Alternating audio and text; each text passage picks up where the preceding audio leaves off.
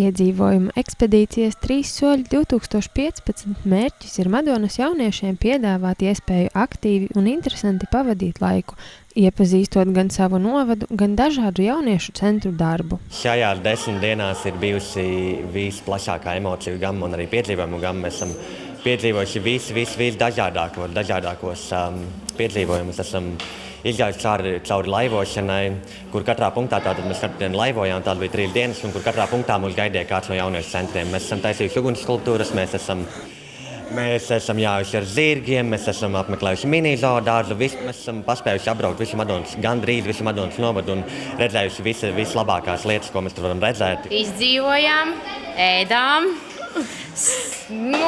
ieguvām jaunus draugus, kļuvām saliedētāki.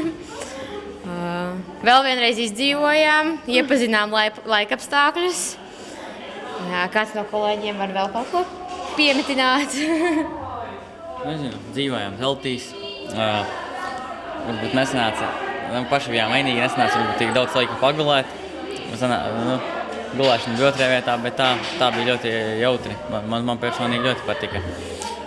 Un vienīgi laika apstākļi šodien bija tādi slikti, bet tā pārsvarā viss bija ok. Man arī ļoti patika. Ja nākošais gads būs arī braukšu. Sākumā, kad es braucu, man bija diezgan ļoti bail, ka es nepavilkšu un nevarēšu, bet es to izturēju un varēju un ļoti priecājos par to. 10 dienu laikā jauniešiem bija iespēja pārbaudīt savas izdzīvošanas prasmes un spēku robežas. Gan laivošana pa Madonas novada lielāko upi Aivieksti, gan pārgājiens, gan velobrauciens saliedēja un norūdīja jauniešus. Grūtākais mums visiem bija pārvarēt varbūt kaut kādas savas iekšējās, varbūt bailes, varbūt izpētīt, cik tālu tu vari iet, lai kaut ko varbūt sasniegtu. Cik daudz spēka ir jāpieliek, lai tiktu līdz galam. Papildus piedzīvojumiem grupu vadītāji bija arī sarūpējuši dažādus uzdevumus, lai jaunieši varētu gan labāk iepazīt novadu, gan iesaistīties dažādās brīvprātīgā darba aktivitātēs. Mēs arī mudinājām viņus uz šīm radošajām domām. Tātad bija arī viņi veica dažādus brīvprātīgos darbus un krāsoja un papildinājām strautniekos baskāju taku.